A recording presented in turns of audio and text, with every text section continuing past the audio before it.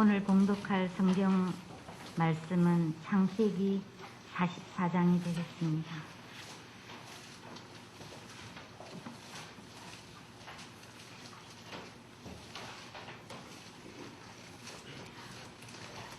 요셉이 그의 집 청지기에게 명하여 이르되 양식을 각자의 자루에 운반할 수 있을 만큼 채우고 각자의 돈을 그 자루에 넣고 또 네 잔 곧 은잔을 그 청년의 자루 아기에 넣고 그 양식값 돈도 함께 넣으라 하매 그가 요셉의 명령대로 하고 아침이 밝을 때에 사람들과 그들의 나귀들을 보냅니다.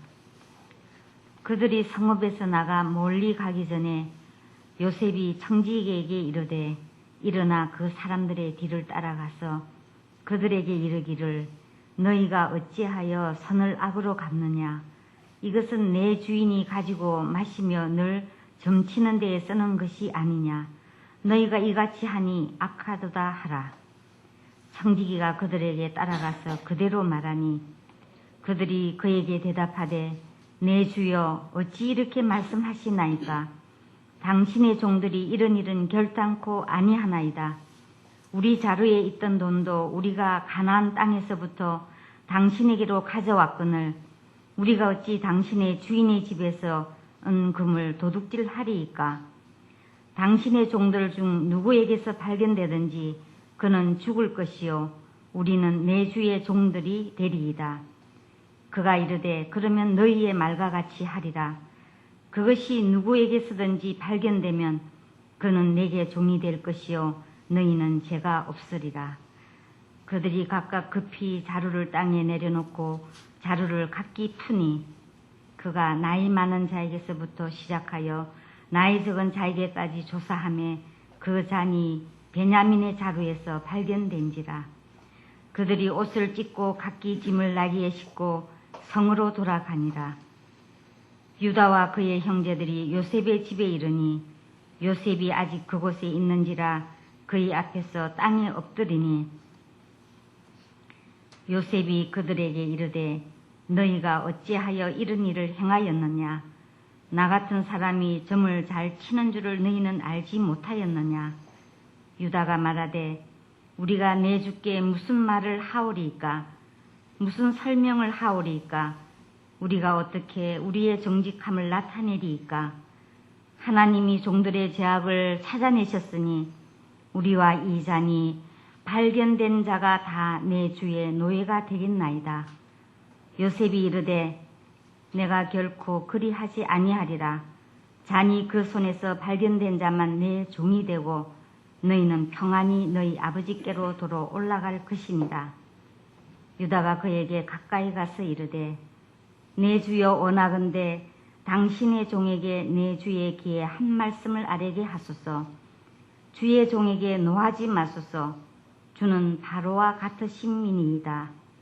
이전에 내 주께서 종들에게 물으시되 너희는 아버지가 있느냐 아우가 있느냐 하시기에 우리가 내 주께 아뢰되 우리에게 아버지가 있으니 노인이요 또 그가 노년에 오던 아들 청년이 있으니 그의 형은 죽고 그의 어머니가 남긴 것은 그뿐이므로 그의 아버지가 그를 사랑하나이다 하였더니 주께서 또 종들에게 이르시되 그를 내게로 데리고 내려와서 내가 그를 보게 하라 하시기로 우리가 내 주께 말씀드리기를 그 아이는 그의 아버지를 떠나지 못할지니 떠나면 그의 아버지가 죽겠나이다. 주께서 또 주의 종들에게 말씀하시되 너희 막내 아우가 너희와 함께 내려오지 아니하면 너희가 다시 내 얼굴을 보지 못하리라 하시기로 우리가 주의 종 우리 아버지에게로 도로 올라가서 내 주의 말씀을 그에게 아뢰었나이다. 그 후에 우리 아버지가 다시 가서 곡물을 조금 사오라 하시기로 우리가 이르되 우리가 내려갈 수 없나이다. 우리 막내 아우가 함께 가면 내려가려니와 막내 아우가 우리와 함께 가지 아니하면 그 사람의 얼굴을 볼 수 없음이니이다.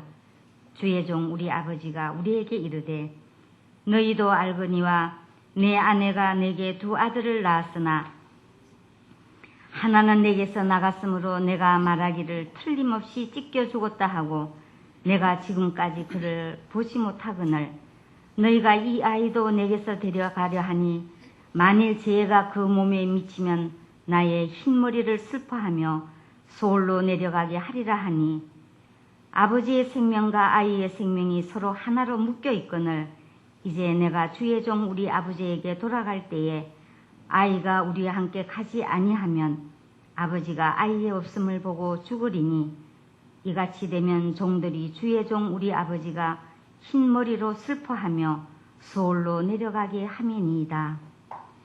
주의 종이 내 아버지에게 아이를 담보하기를 내가 이를 아버지께로 데리고 돌아오지 아니하면 영영이 아버지께 재짐을 지리이다 하였사오니 이제 주의 종으로 그 아이를 대신하여 머물러 있어 내 주의 종이 되게 하시고 그 아이는 그의 형제들과 함께 올려 보내소서.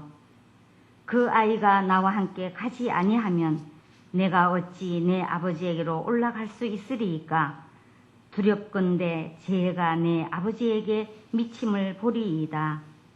이것은 하나님의 말씀입니다.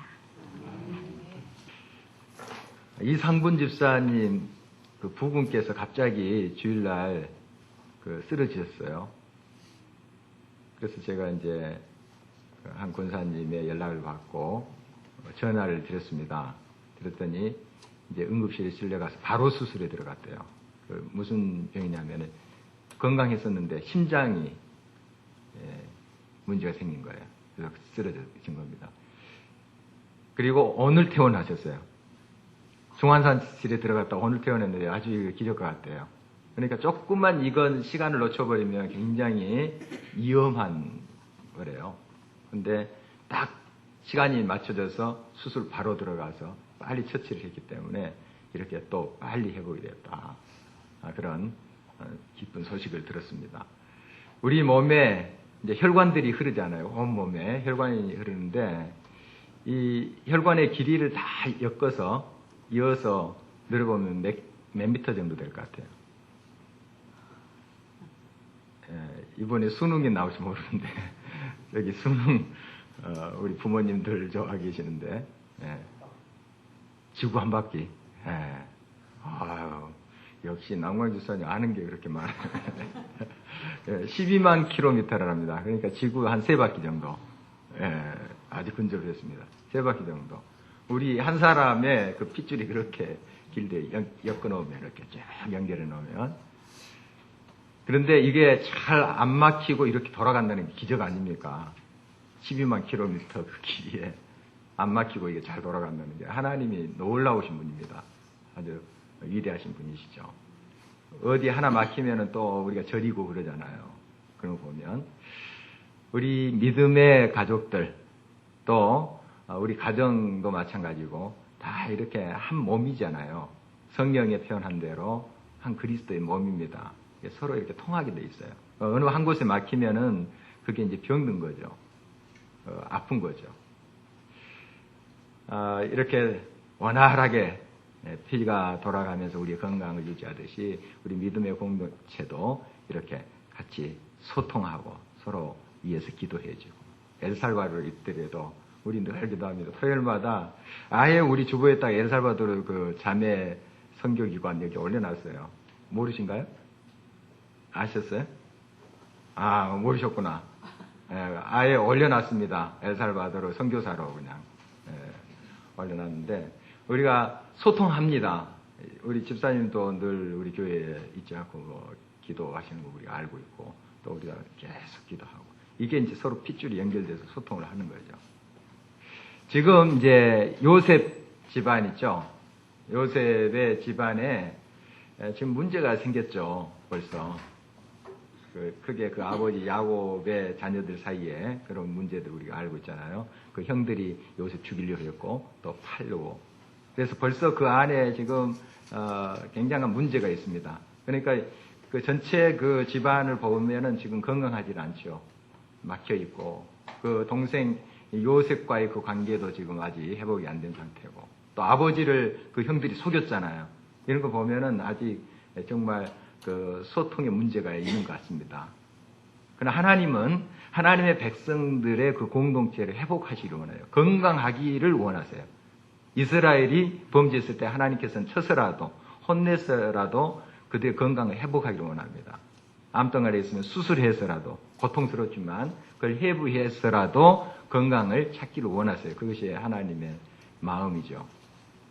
그래서 계속 하나님께서 이 요셉의 형제들 그리고 그 야곱의 가문의 그러한 소통이 되지 않는 부분들을 수술하고 계세요. 그런 이제 진행 상황인데 오늘 계속해서 말씀을 보도록 하겠습니다. 지난 시간까지 이제 형들이 아버님의 말씀에 따라서 애굽에 와서 곡식을 구해 갔습니다. 그런데 곡식을 구하고 간 그때에 시몬 둘째 아들이죠. 그 야곱의 둘째 아들 시몬을 잡혀놓고 양식을 가지고 갔어요. 그리고 이제 요셉이 아직 형들은 요셉인지 모르는데 이 국무총리가 애굽의 국무총리가 막내 그 동생을 데리고 오면 다 풀어주고 다시 곡식도 주고 하겠다 이런 이제 이야기를 했습니다.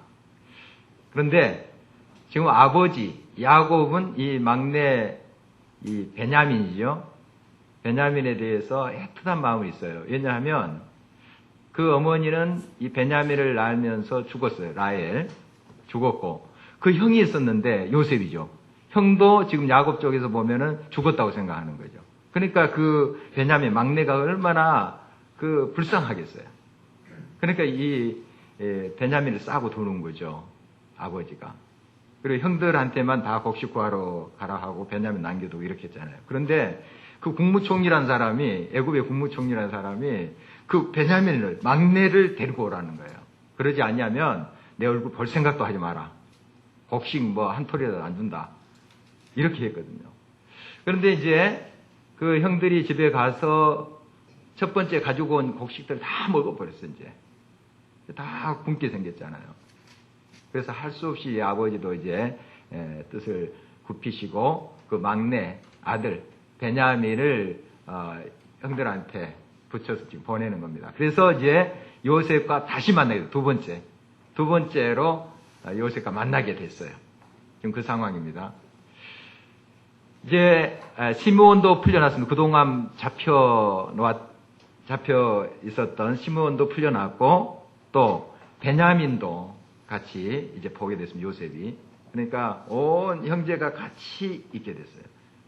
이제 잔치를 했죠. 같이 음식을 먹은 다음에 그 다음에 이제 다시 이제 곡식을 줘서 돌려보냅니다. 돌려보내면서 지금 빚어진 일인데요. 이 요셉이 지금 이 하나의 시나리오를 쓰고 있습니다. 그대로 진행해요.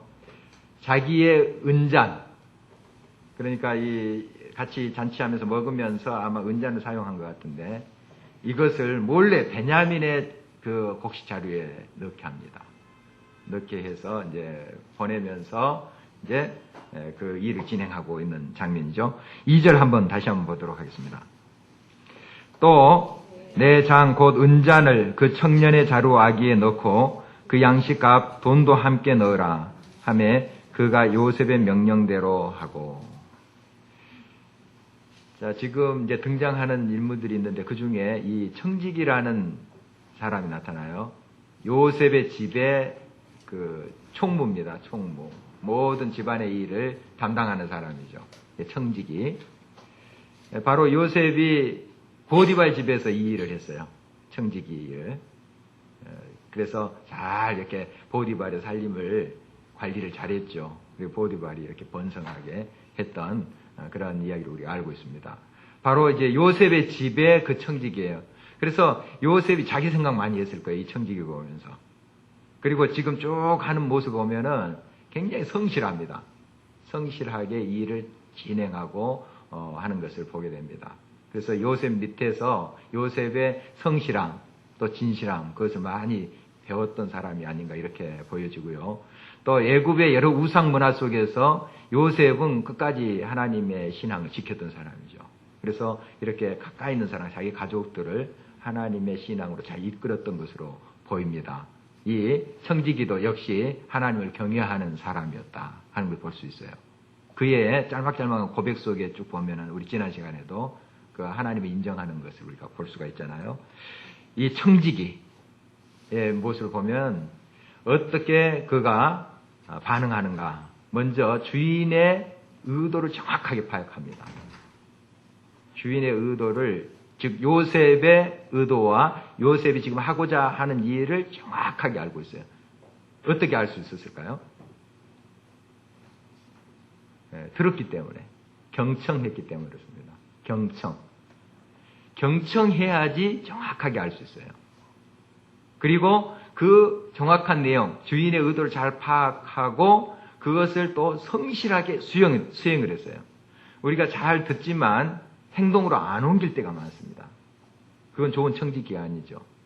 그러나 좋은 청지기는 잘 듣고 경청해서 죄송합니다.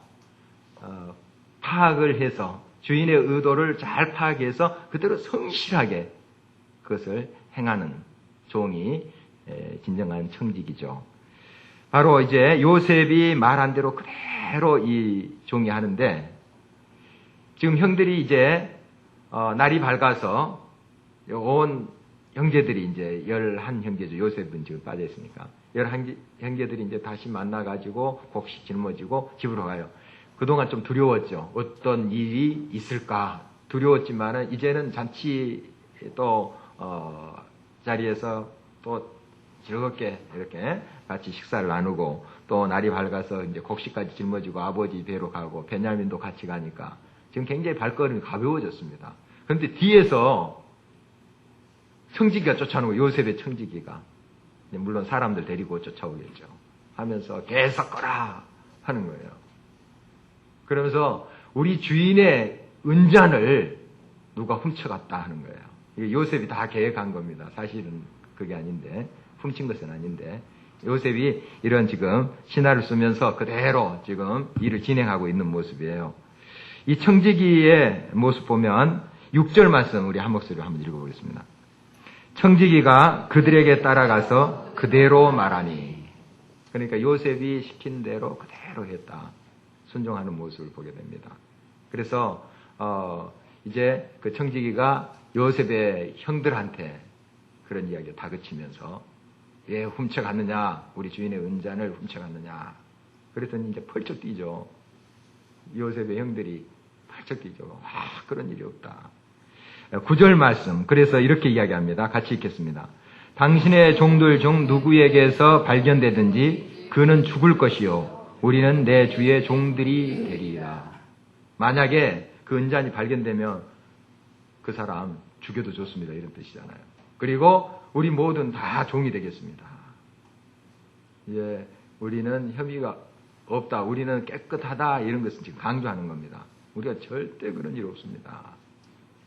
이때 그 청지가 이렇게 이야기를 합니다. 10절 같이 읽겠습니다. 그가 이르되 그러면 너희가 말과 같이 하리라. 그것이 누구에게서든지 발견되면 그는 내게 종이 될 것이요 너희는 죄가 없으리라. 보면 너희의 말대로 하리라 해놓고 좀 다르게 이야기합니다. 그 발견된 사람만 종으로 잡히고 나머지 사람은 자유케 된다, 이런 뜻이잖아요. 그러니까 은잔을 훔친 사람만 노예로 잡히고 나머지는 가도 좋다, 이런 뜻이에요. 자, 그래서 이제 이 청지기가 쭉 형들로부터 자료를 조사합니다. 그 곡식 자료 있잖아요. 쭉 열어서 조사를 하는데 순서대로 조사하다가 딱 보니까 누구한테서 발견됩니까? 베냐민한테 발견돼요. 베냐민. 자, 한번 그 광경을 느껴보시기 바랍니다. 베냐민의 자료를 풀었는데 은잔이 딱 발견된 거예요. 자, 형들이 어떻게 반응을 하겠어요? 형들이. 옛날 요셉을 팔았던 그때의 형들 보면은 완전히 그냥 아마 베냐민을 삼킬 듯 할 거예요. 그러나 아무 말 하지 않습니다. 지금 보니까 아무 말 하지 않아요. 지금 베냐민은 지금 한 20대 정도 될 것 같습니다. 20대. 지금 요셉이 그 베냐민 어렸을 때 그렇게 이제 팔려갔거든요. 그러니까 한 20대 중반, 30대는 좀 못됐을 것 같아요. 그 정도 이제 되는데, 어떻든 이 베냐민의 짐에서 그것이 발견된 거예요. 지금 요셉이 이거 다 알고 꾸며놓은 거거든요. 왜 베냐민에게 그것을 놔뒀을까? 그렇게 된다면 형들이 베냐민에 대해서 어떻게 이제 반응할 수도 있는데, 왜 이렇게 요셉이 했을까? 그 이유는 형들이 지금 얼마나 그 옛날 자기를 팔고 죽이려고 했던 것, 그것에 대해서 많이 반성하고 회개했는가 하는 것을 시험하기 위한 것이에요. 지금 베냐민은 형들한테 있어서는 요셉이에요. 왜냐하면 그 요셉의 바로 친동생이거든요, 베냐민이. 그러니까 베냐민이 왔다 갔다 하면 요셉이 왔다 갔다 하는 생각이 들어요. 그 형들은 옛날 우리가 죽이려고 했고 팔았던 그 요셉의 얼굴이 베냐민 속에 이렇게 겹쳐 있는 거죠. 그러니까 형들이 생각하기에는 베냐민은 요셉과 같은 존재예요. 그런데 그 오래전에는 요셉을 죽이려고 했습니다. 그리고 팔아버렸죠. 그러나 지금은 이 베냐민을 지키려고 해요. 지키려고 합니다. 그런 것을 통해서 이 막혔던 관계, 이것을 회복하기를 원한 거예요. 그러니까 정말 이렇게 준비되지 않는, 서로 관계가 회복되지 않는 곳에 뭔가 은혜가 주어졌다 하면은 굉장한 문제가 생깁니다. 여러분, 접착제로 뭘 바르기 위해서는 그 표면을 깨끗이 닦잖아요. 그리고 거기다가 접착제를 넣고 붙이잖아요. 먼지가 있는데 붙이면 떨어지잖아요. 마찬가지입니다. 우리가 하나님과 하나 된다는 거, 또 나와 너가 하나 되고 관계를 회복한다는 거, 그 사이에 있는 죄의 문제가 해결돼야 돼요. 그걸 그냥 슬그머니 덮어놓고 봉합했다가는 그 안에서 골마서 터지는 거죠. 먼지 때문에 또 그것이 떨어질 수 있어요. 그걸 다 회개하고 서로 내가 잘못했다, 아니 내가 잘못한 거지 하면서 서로 화해해서 딱 봉합이 돼야지 하나가 되는 건지, 그거 하지 않고 그냥 뭐 겉으로 뭐 하하호하고 이렇게 하는 것은 진짜 하나가 되지 못해요. 하나님과 관계도 마찬가지죠. 하나님 앞에 가서 우리가 죄를 정확하게 고백하고 그래야지 하나님과 우리가 다시 관계가 회복돼요. 그 덮어둔 채로 뭐 하나님 은혜 주십시오, 뭐 하나님 사랑해요, 안 돼요. 하나님께 철저히 우리 자신을 고백하고 그걸 닦고 그래서 하나가 되는 거죠. 지금 요셉이 어떤 지금 작업을 하고 있냐 하면, 지금 형들과 하나 되기를 원하잖아요. 이미 요셉은 다 용서했어요. 그런데 형들이 아직 그런 악한 마음, 그런 마음을 가지고 있다면은 하나 되지 못합니다. 서로 화해를 이루지 못해요. 그래서 이런 과정을 통해서 형들이 철저히 하나님 앞에 서기를, 돌아와서, 그래서 같이 하나로 막혔던 그 동맥경화가 일어났던 그곳을 이러한 작업을 통해서 뚫기를 원했던 것이죠.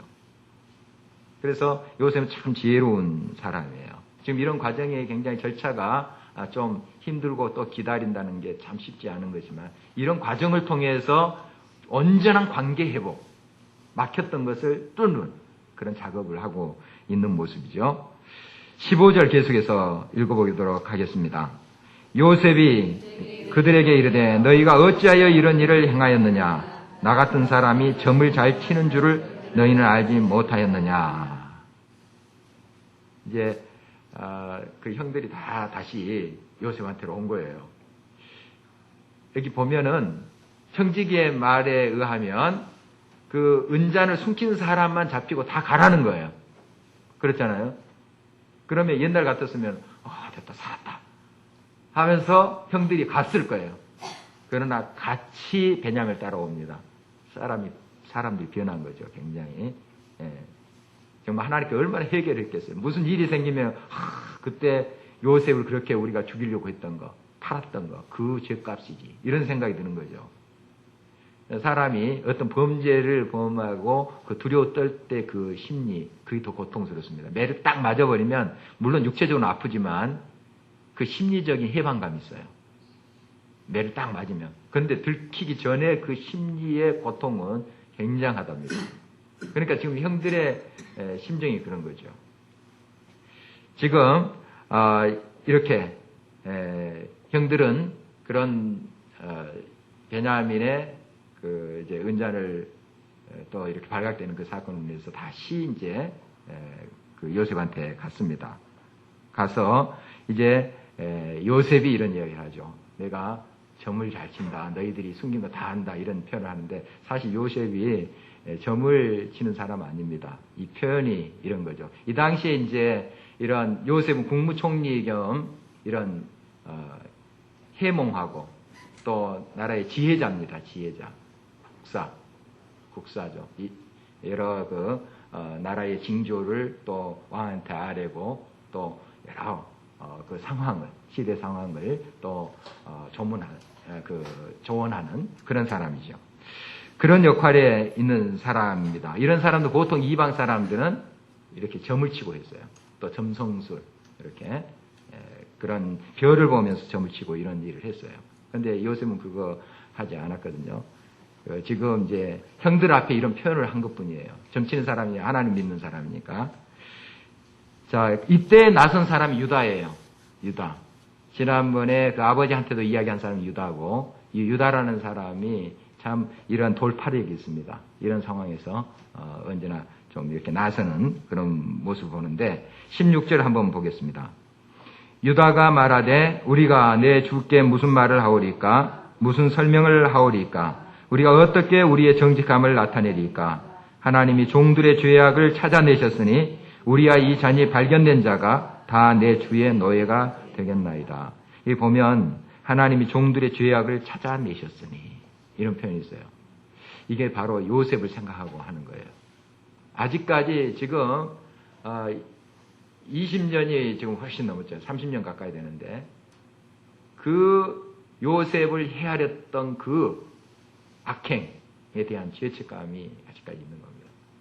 그러니까 지금 이렇게 또 끌려와가지고 이제 베냐민의 그러한 자루에서 은잔이 발견되고 얼마나 지금 두렵겠어요. 그러면서 막 그 온 기운이 빠졌을 거예요. 이런 상황에 바로 하나님께서 우리의 죄를 다 하시고 이렇게 이끌어 가신다. 이런 고백입니다. 그러니까 죄짓고는 못 사는 거예요. 죄짓고는. 그냥 호되게 맞아버리고 이제 다 이제 용서받는 게 낫지. 지금, 정말, 지금 죄 지은 사람들의 심리가 그대로 나타난 겁니다. 하나님이 우리에게 벌 주시는 거다. 하는 거죠. 우리가 다 노예가 되겠습니다. 이 베냐민만 노예가 되는 것이 아니라 다 노예가 되겠습니다. 이렇게 이야기해요. 또 그도 그럴 것이 베냐민만 놔두고 그 형제들이 그 요셉의 형들이 아버지께 돌아갔다면 어떻게 되겠어요? 아버지도 쓰러집니다. 아버지도 쓰러져요. 20절 말씀 한번 보겠습니다. 우리가 내 주께 아뢰되 우리에게 아버지가 있으니 노인이요 또 그가 노년에 얻은 아들 청년이 있으니 그의 형은 죽고 그의 어머니가 남긴 것은 그뿐이므로 그의 아버지가 그를 사랑하나이다 하였더니 지금 이것을 형들은 지금 단계에서는 시기하지 않습니다. 베냐민만 아버지가 감싸고 이렇게 사랑하고 하는 걸 시기하지 않아요. 옛날 요셉을 시기했듯이 그렇지 않아요. 지금 벌써 다 이제 그들이 하나님 앞에 얼마나 회개했는지 알 수 있죠. 그를 우리 아버지가 사랑하나이다. 왜냐하면 그 정황이 있으니까 엄마 죽었죠. 형 죽었죠. 지금 그 상황에 그들이 알고 있는 베냐민도 그렇게 알고 있잖아요. 형 죽었죠. 그러니까 지금 이 형들이 얼마나 그 베냐민 볼 때마다 죄책감이 있겠어요. 그리고 베냐민을 잘 해주려고 상대적으로 요셉한테 저질렀던 그 어떻게든 좀 보상을 받으려고 심리적으로 베냐민이 얼마나 잘해줬겠어요. 그런 모습이죠. 그리고 지금 그 노인이 즉 아버지가 노년에 얻은 아들이다. 지금 베냐민을 얻었을 때 나이가 벌써 이 야곱이 100살이 넘었어요. 107살 정도 된 것으로 보입니다. 계산을 해보면. 그러니까 아브라함이 이삭 얻을 때보다 더 나이가 든 거죠. 그때 지금 이 베냐민을 얻은 거예요. 그러니까 얼마나 아끼겠어요. 그리고 그 아이의 생명과 아버지의 생명이 연결되어 있습니다. 그 표현을 보면 22절 한번 보겠습니다. 우리가 내 주께 말씀드리기를 그 아이는 그의 아버지를 떠나지 못할지니 떠나면 그의 아버지가 죽겠나이다. 우리 아버지가 죽습니다. 이 아이만 놔두고 간다면 우리 아버지가 죽습니다. 이런 뜻이고요. 계속해서 30절 보겠습니다. 30절 함께 읽겠습니다. 아버지의 생명과 아이의 생명이 서로 하나로 묶여 있거늘 이제 내가 주의 종 우리 아버지에게 돌아갈 때에 아이가 우리와 함께 가지 아니하면 31절 아버지가 아이의 없음을 보고 죽으리니 이같이 되면 종들이 주의 종 우리 아버지의 흰머리로 슬퍼하며 수월로 내려가게 합니다. 그러니까 아버지가 이 아이가 없으면 죽습니다. 그리고 결국 우리가 이 아이를 데리고 가지 아니하면 베냐민 아이를 데리고 가지 않으면 우리가 그 아버지를 죽이는 꼴이 됩니다. 이런 뜻이에요. 그렇다면 차라리 우리가 종으로 살겠습니다. 이런 말이잖아요.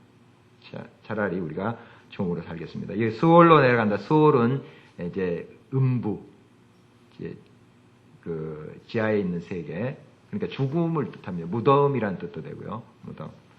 무덤으로 내려간다. 죽는다 하는 것이죠. 슬퍼하며 죽을 수 있다 하는 것을 이야기하고 있습니다. 그러니까 아버지의 생명과 아이의 생명이 연결되어 있다. 이렇게 이야기하고 있습니다. 이게 이제 참 너무너무 사랑하니까 이렇게 관계가 밀착되어 있는 것이죠. 지금 우리가 서로 이렇게 하나로서 연결되어 있습니다. 자, 이제 물론 아이가 죽는다고 내가 또 죽고 이것은 바로 성서적인 것은 아니겠죠.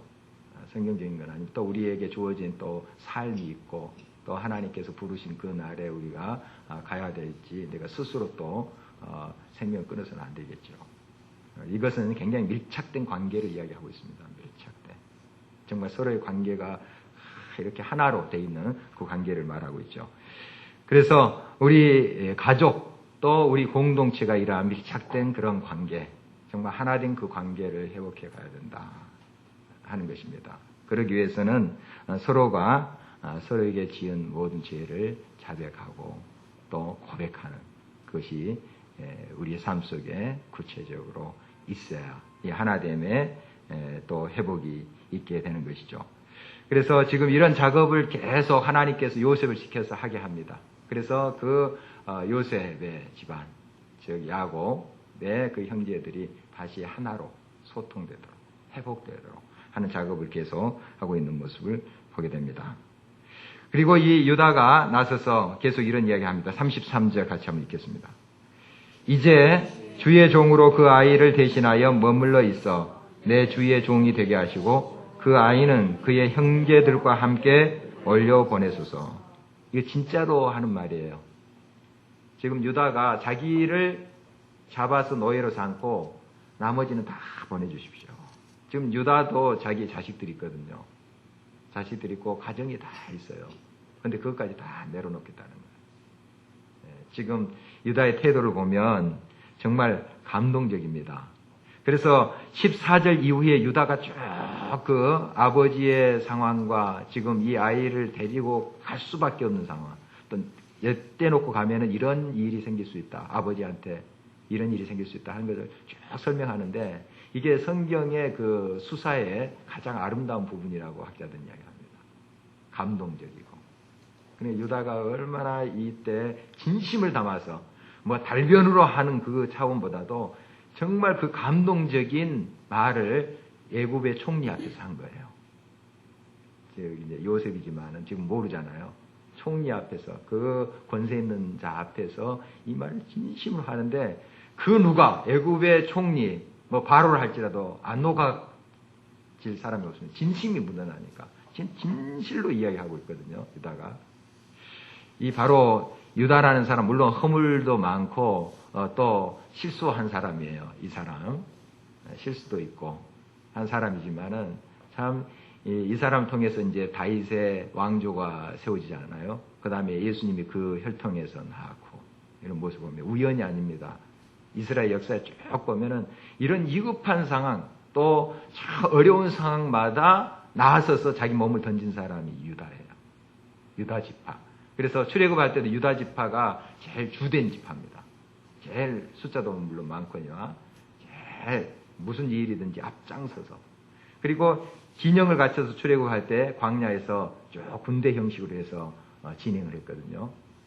그리고 주둔할 때도 그들이 어디에 머물 때도 군대 형태로 해서 성소가 가운데 있고 쭉 세 지파 동서남북으로 해가지고 쫙 그 성소를 중심으로 이렇게 진을 쳤어요.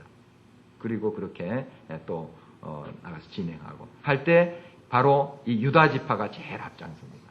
보면. 그러니까 모든 그 위급한 상황, 어려운 상황에 자기가 먼저 몸을 던진 사람이에요. 유다. 그러니까 그 후손들도 그런 이제 아마 기질이 남아 있었던 것으로 보입니다. 우리의 이제 삶 속에 가정에서도 마찬가지고 공동체에서도 마찬가지고요. 이 유다와 같은 그러한 앞장서는 사람이 있어야 됩니다. 스스로 자기를 던질 줄 아는 사람. 자기를 내세우기 위해서 앞장서는 것이 아니고 자기를 희생하는 사람. 자기를 던지는 사람. 이런 사람이 있을 때 일이 풀려가요. 매듭이 풀려갑니다. 또 소통이 일어나요. 그래서 그 앞에 있는 애굽 총리가 지금 요셉이지요. 감동을 받는 겁니다. 감동. 그래서 이제 우리가 다음 시간에 볼 텐데 이제 막 북받쳐 올라가지고 펑펑 이제 요셉이 우는 모습이 보입니다. 그래서 이제 형제들한테 자기 자신을 밝히는 모습을 우리가 보게 되는데 어떻든 이 유다의 그러한 돌파력 또 그 희생, 자기를 던지는 그러한 헌신적인 모습을 통해서 다시 또 회복이 일어나는 그런 모습을 보게 됩니다.